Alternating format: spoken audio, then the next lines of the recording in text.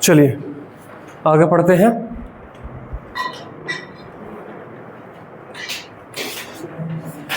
Next आपकी reaction intermediates है carbon ions.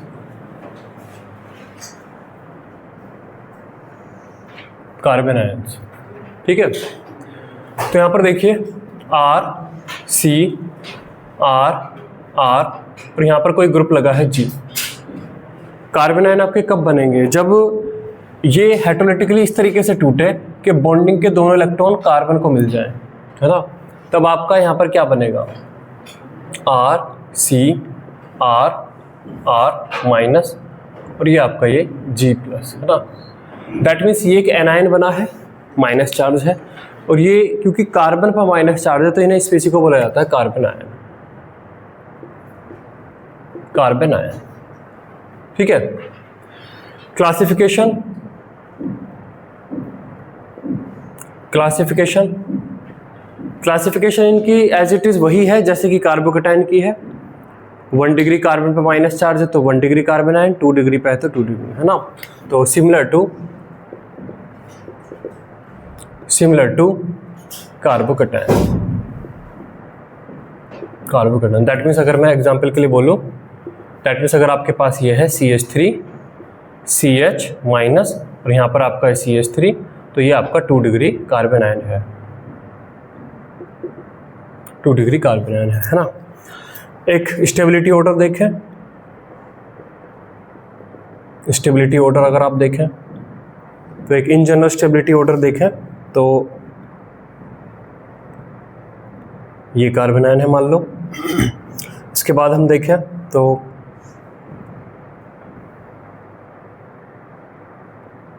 CH2 minus,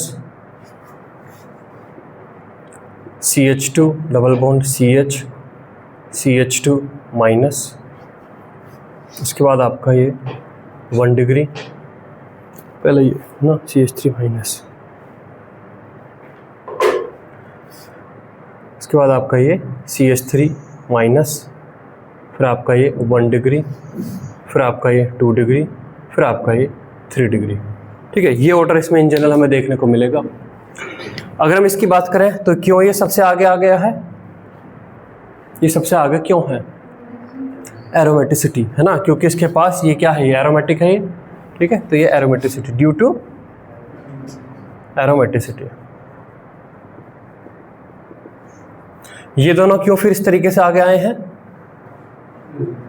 due to resonance, है ना, due to resonance, due to resonance. अब यहाँ पर ये ऑर्डर हमें क्यों देखने को मिल रहा है कि 1 डिग्री आपका ज़्यादा स्टेबल है, 2 डिग्री कम स्टेबल है? हाइपर कंजुगेशन तो कार्बन आयन में होता ही नहीं है ना। Carbanions do not stabilise by hyperconjugation, है ना। कार्बन आयंस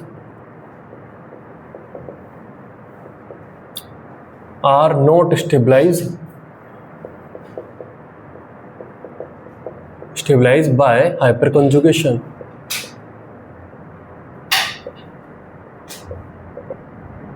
हाइपर कंजुगेशन से स्टेबलाइज नहीं होते, है ना।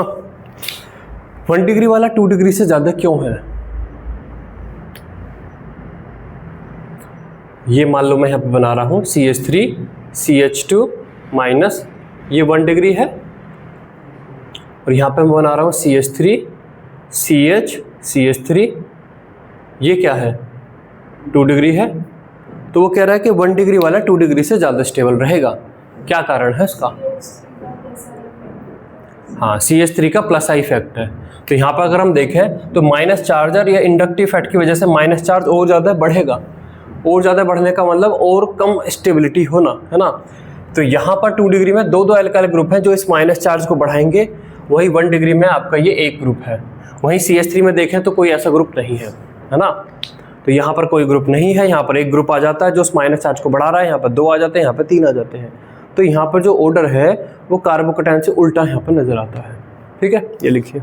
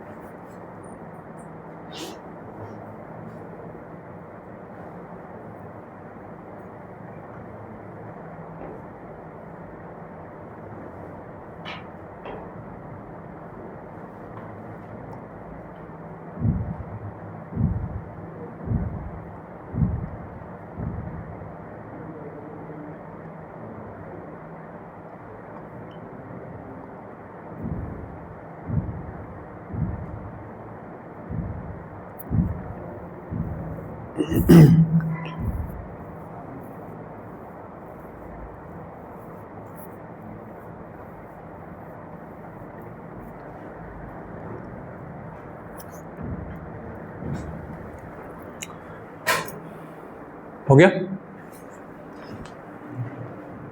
चलिए उस पे चलते हैं।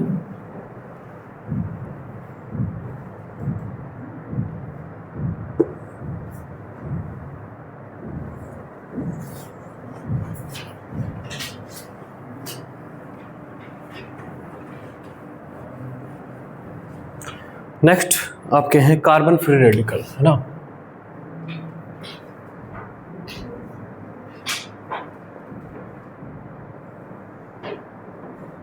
कार्बन फ्री रेडिकल, तो कार्बन फ्री रेडिकल कब बनते हैं? जब कार्बन और इस ग्रुप जी के बीच का बॉन्ड होमोलिटिकली टूटता है ना। दोनों ने जो भी बॉन्ड बनाया था, दोनों अपना अपना एक इलेक्ट्रॉन लेकर अलग हो जाते हैं। तो दैट मीन्स कार्बन के पास वो जो अपना इलेक्ट्रॉन है वो आ जाता है। तो इसे ऐसे इस तरीके से दिखा देते हैं और यहाँ पर दिखा देते हैं। तो यहाँ पर जो बना है ये फ्री रेडिकल है, ये भी फ्री रेडिकल है। कार्बन पर फ्री रेडिकल बना है तो इसे कार्बन, है ना, इसे हम कार्बन फ्री रेडिकल बोल देते हैं।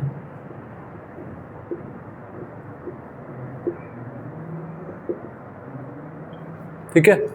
क्लासिफिकेशन उसी तरीके से होगा इसका भी। Classification similar to carbocation. ठीक है। स्टेबिलिटी ऑर्डर की चर्चा करें।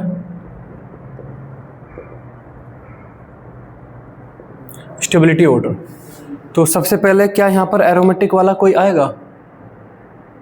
क्या कोई एरोमेटिक वाला सबसे पहले मुझे बनाना चाहिए? बोलिए क्यों? क्योंकि उसमें एक इलेक्ट्रॉन होगा तो मतलब उसके लिए इवन होने चाहिए इलेक्ट्रॉन। हाँ, इवन होने चाहिए। दैट मीन्स 4n+2 फॉलो होना चाहिए और इवन होते हैं 4n+2 में। तो जब कार्बन पे ओड इलेक्ट्रॉन होता है तो ऐसी कोई भी स्पेसी आपकी एरोमेटिक बनती ही नहीं है ना। तो फिर क्या होगा उसके बाद? दैट मीन्स रेजोनेंस वाला कोई हम लेंगे। तो रेजोनेंस वाला ये ले लीजिए। यहाँ पर देखिए जैसे कि ये आपका बेंजाइल रेजोनेंस है, इससे कम आपका हो जाएगा ये CH2 double bond CH CH2 ये रेजोनेंस है। इसके बाद अगर हम देखें तो क्या carbon free radical hyper conjugation से स्टेबलाइज होंगे? हाइपर कंजुगेशन जैसे कार्बोकेटाइन में चलता है, हाइपर कंजुगेशन किस में चलता है? और कार्बन फ्री रेडिकल में भी तो चलता है। जिस तरीके से देखिए यहाँ पर, जैसे आपका ये CH2, यहाँ पर आपका H है, यहाँ पर आपका ये CH2 प्लस है, मान लो यहाँ पे प्लस है, तो यहाँ पर क्या होता था, ये बॉन्ड आपका ऐसा टूटता था और ऐसा टूटने के बाद एक दूसरी हाइपर कंजुगेटेड स्ट्रक्चर हम बनाते थे, H पे प्लस चार्ज, यहाँ पर आपका CH2 और ये CH2। इसी तरीके से जो कार्बन फ्री रेडिकल है CH2 और यहाँ पर आपका CH2, ये कार्बन फ्री रेडिकल है, ये आपका H है। इस केस में ये बॉन्ड आपके होमोलिटिकली टूट जाते हैं और यहाँ पर आपका क्या बन जाता है, यहाँ पर आपका ये CH2 डबल बॉन्ड CH2 और यहाँ पर ये H फ्री रेडिकल। वहीं अगर कई बार बच्चे क्या होते हैं कि वे कार्बन आयन में भी चलाते हैं, तो यहाँ पर आपका CH2 माइनस, अगर आप कार्बन आयन में चलाएंगे तो आपको इस बॉन्ड को ऐसे तोड़ना पड़ेगा H की साइड में, तभी तो कुछ हो पाएगा और बॉन्ड कभी भी उधर नहीं टूटेगा। कार्बन और हाइड्रोजन के बीच का बॉन्ड कार्बन की तरफ टूट सकता है क्योंकि कार्बन हाइड्रोजन से स्लाइटली ज़्यादा इलेक्ट्रोनेगेटिव है, या होमोलिटिकली टूट सकता है। दो तरीके से टूट सकता है, इस तरीके से नहीं टूट सकता। That means carbocation hyperconjugation stabilise हो जाएंगे, जो कार्बन फ्री रेडिकल है वे हाइपर कंजुगेशन से स्टेबलाइज हो जाएंगे, कार्बन आयन नहीं हो सकते, है ना। तो अब यहाँ पर क्या आएगा, 3 डिग्री वाले ज़्यादा आएंगे, उसके बाद आपके 2 डिग्री वाले, उसके बाद आपके 1 डिग्री वाले, उसके बाद आपका ये CH3 फ्री रेडिकल। तो इस तरीके से इनका स्टेबिलिटी ऑर्डर आएगा। लिखिए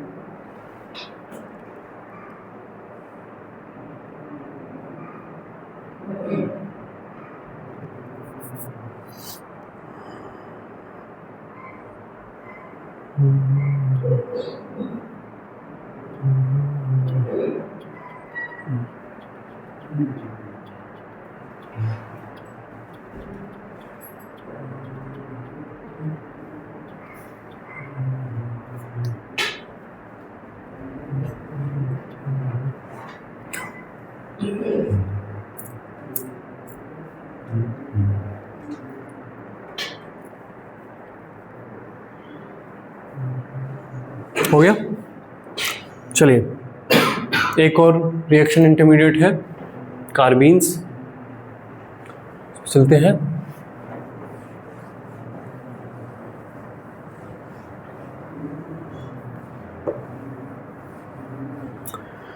चलिए नेक्स्ट रिएक्शन इंटरमीडिएट है कार्बीन्स।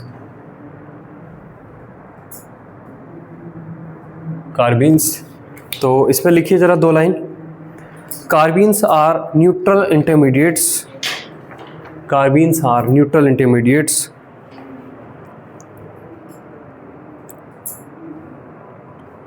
कार्बीन्स are neutral intermediates having bivalent carbon, having bivalent carbon in which a carbon is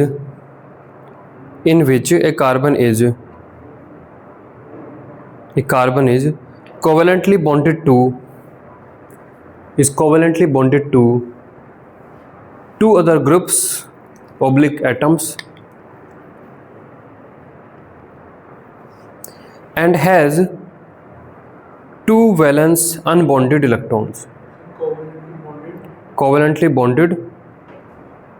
bonded to TO2 two other TWO other groups atoms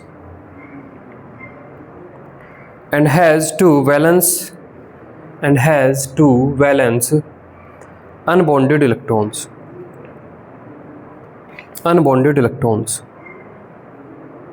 Unbonded electrons। यहाँ पर देखिए एग्जाम्पल CH2 और इसके पास ये 2 इलेक्ट्रॉन ऐसे होंगे, है ना। तो कार्बन ने यहाँ पर 2 ही बॉन्ड बनाए हुए हैं और 2 इलेक्ट्रॉन इसके पास ऐसे रखे हुए हैं। कार्बन यूजुअली कितने बनाता है? 4 बॉन्ड बनाता है, CCl2 और ये कार्बीन्स हैं। अभी आगे देखेंगे कि कैसे बनते हैं। ये कार्बन 2 तरीके के होते हैं,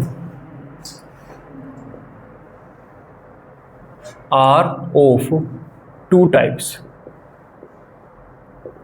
पहले है सिंगलेट कार्बीन,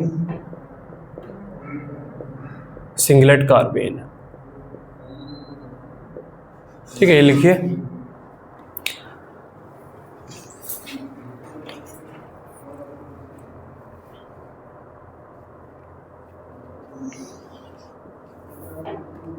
सिंगलेट कार्बीन, इसमें लिखिए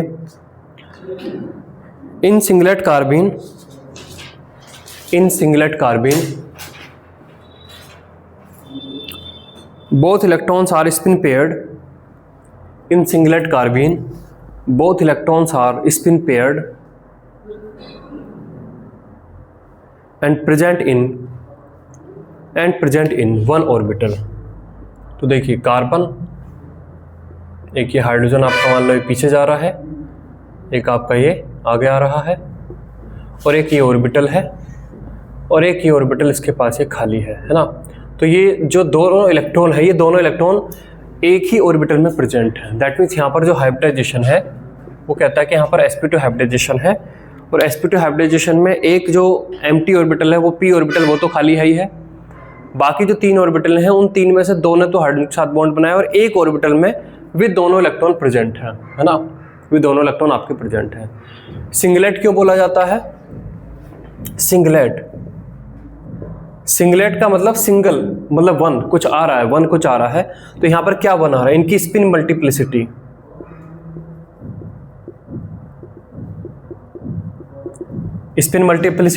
एटॉमिक स्ट्रक्चर में सबसे लास्ट में कुछ पढ़ाया जाता है स्पिन मल्टीप्लिसिटी टाइप से।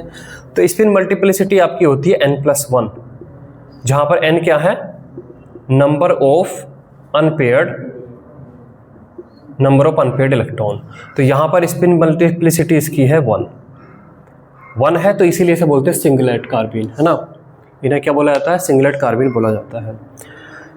अगला दूसरा हम पढ़ेंगे जिसमें होगा ट्रिपलेट कार्बीन। ट्रिपलेट में जो 2 इलेक्ट्रॉन होंगे वे अलग अलग ऑर्बिटल में प्रेजेंट होंगे, अलग अलग में होंगे, तो उसके पास अनपेयर्ड इलेक्ट्रॉन कितने हो जाएंगे? 2, और स्पिन मल्टीप्लिसिटी क्या आ जाएगी? 2 + 1 3, तो उसे बोलेंगे ट्रिपलेट कार्बीन। अब यहाँ पर यूजुअली वो कई बार पूछ लेता है, एक तो ये पूछ लेगा सिंगलेट में 2 इलेक्ट्रॉन एक ऑर्बिटल में कहाँ है, स्टेबिलिटी पूछ लेगा, तो सिंगलेट कार्बिन जिसमें कि दोनों इलेक्ट्रॉन एक ही ऑर्बिटल में प्रेजेंट है, ट्रिपलेट कार्बिन जिसमें दोनों इलेक्ट्रॉन अलग अलग ऑर्बिटल में प्रेजेंट है, उनमें से आपके हिसाब से कौन सा ज़्यादा स्टेबल होगा, सिंगलेट वाला या ट्रिपलेट वाला? क्यों?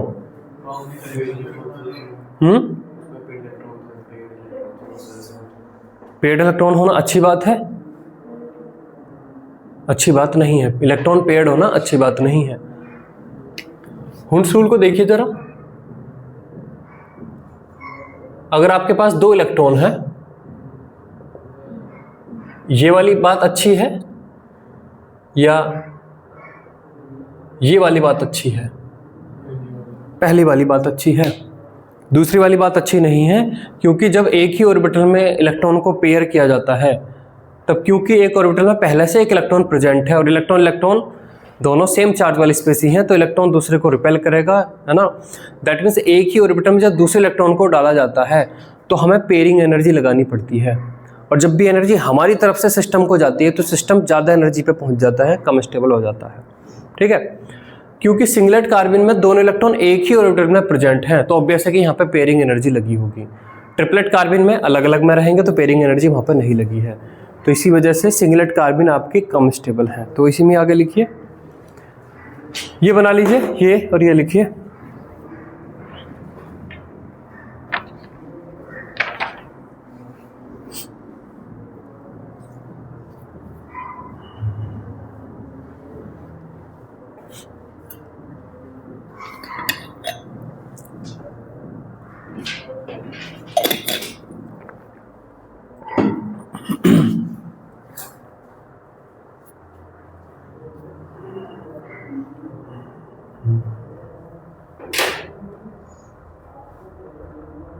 ये इतना धीमा क्यों चल रहा पंखा भाई?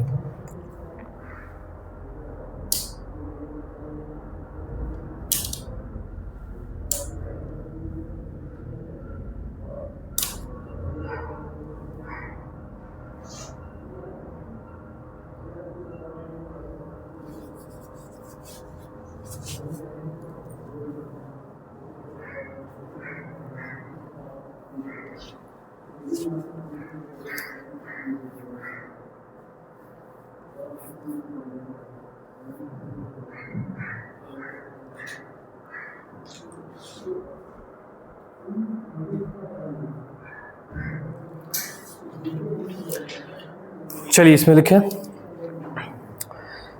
अच्छा एक चीज़ और, जो ये सिंगलेट कार्बिन है इसमें दोनों एक ही ऑर्बिटल में है, ट्रिपलेट कार्बिन में अलग अलग है, तो सिंगलेट कार्बिन क्या होंगी, डायमैग्नेटिक होंगी या पैरामैग्नेटिक होंगी?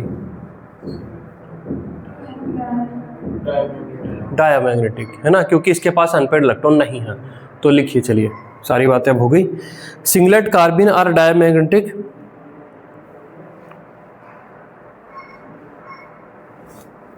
Singlet carbene are diamagnetic due to electron pairing, due to electron pairing, due to electron pairing, full stop. Singlet carbene are less stable, singlet carbene are less stable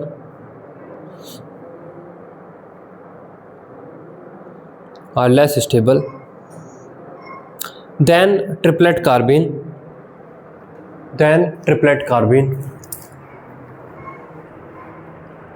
because both electrons are in single orbital, are in one orbital, because both electrons are in one orbital,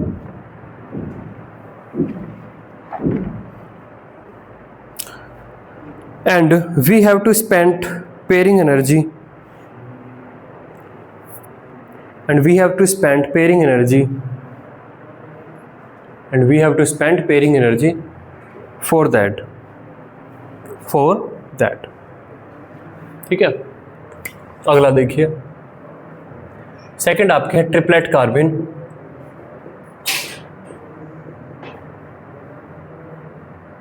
triplet कार्बिन यहाँ पर देखिए C, यहाँ पर आपका एक H है, यहाँ पर आपका एक H है, एक ऑर्बिटल ये आपके ऐसे हैं और एक ऑर्बिटल आपके ये ऐसे बोर्ड के प्लेन के अंदर और बाहर जा रहे हैं, ठीक है। ये वाले तो बोर्ड के प्लेन में और ये वाले आपके अंदर और बाहर जा रहे हैं।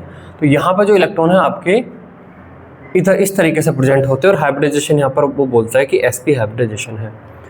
sp हाइब्रिडाइजेशन है तो जो हाइब्रिड ऑर्बिटल है उन्होंने तो HH का बॉन्ड बना लिया है और जो आपके दो p ऑर्बिटल जो बचे हुए हैं उनमें एक एक इलेक्ट्रॉन बैठा हुआ है। इस तरीके से इसका स्ट्रक्चर है। अब यहाँ पे क्योंकि इलेक्ट्रॉन में पेयर नहीं किया है तो पेयरिंग एनर्जी नहीं लगानी पड़ी। यहाँ पर स्पिन मल्टीप्लिसिटी क्या आएगी? तो स्पिन मल्टीप्लिसिटी होती है n+1।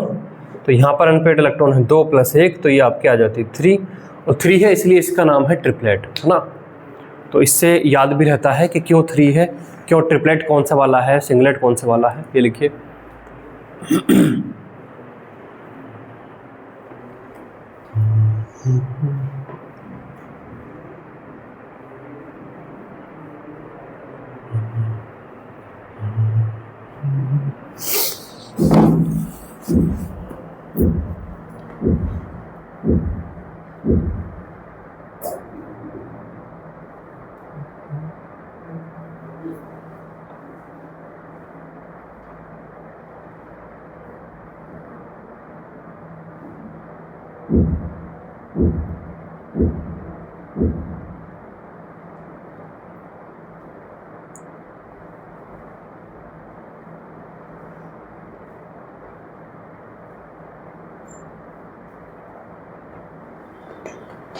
लिखिए इसमें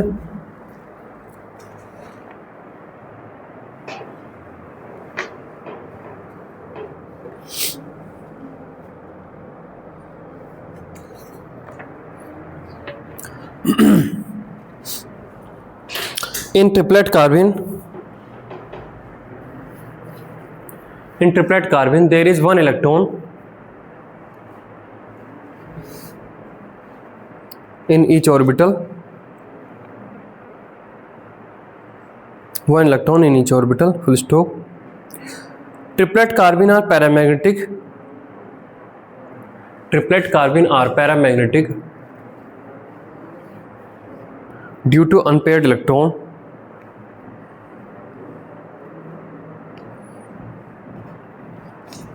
and according to Hund's rule,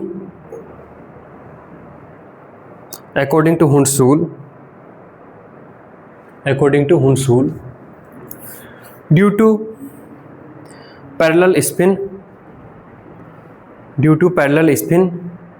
in each orbital,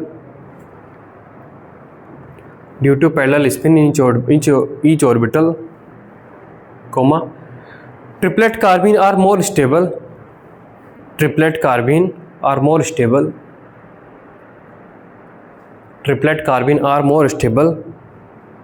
than singlet carbene.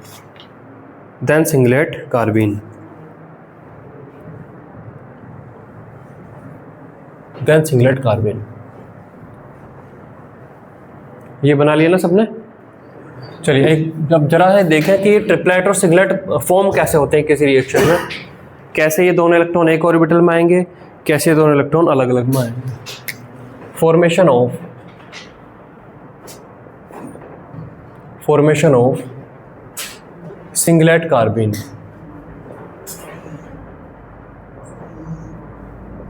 Formation of singlet carbene, जैसे यहाँ पे देखिए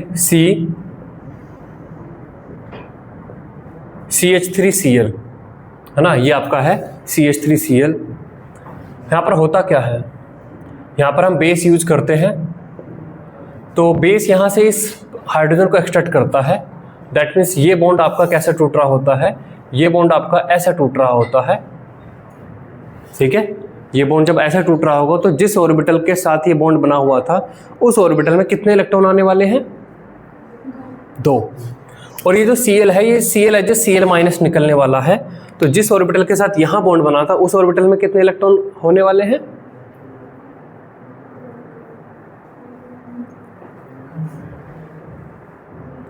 0, है ना। तो आपको क्या मिलेगा? H एच सी, एक ये ऑर्बिटल जिसमें कि 2 इलेक्ट्रॉन हो जाएंगे, एक ये ऑर्बिटल जो आपका खाली हो जाएगा। तो इस तरीके से क्या फॉर्म हुआ, सिंगलेट कार्बिन फॉर्म हुआ, है ना, सिंगलेट कार्बिन। ठीक है, वही देखिए ट्रिपलेट कार्बिन,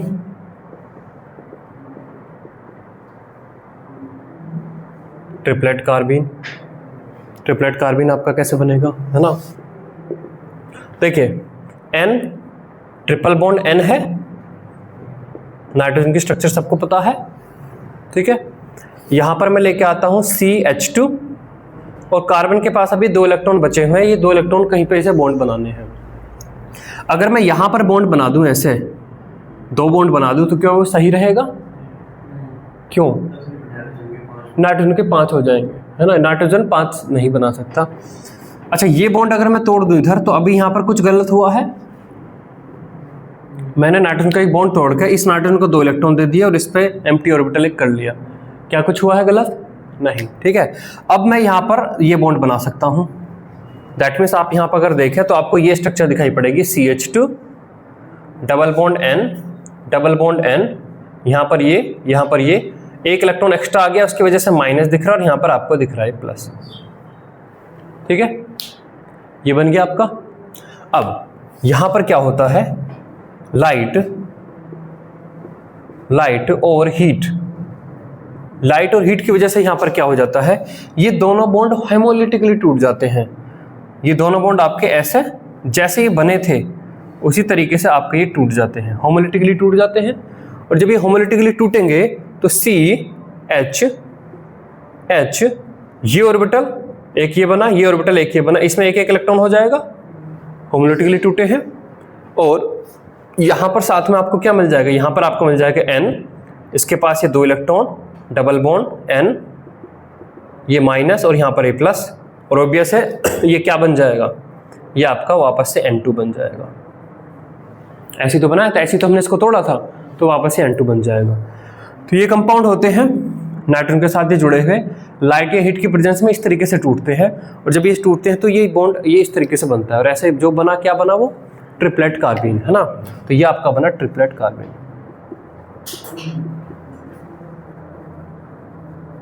ठीक है। तो इस तरीके से ये आपको ऑर्गेनिक केमिस्ट्री में 1-2 जगह पर आपको ये देखने को मिलेंगे।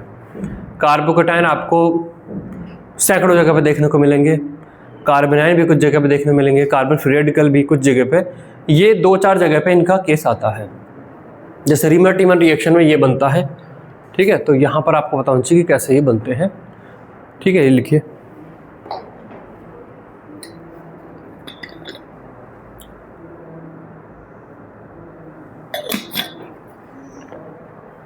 कैसे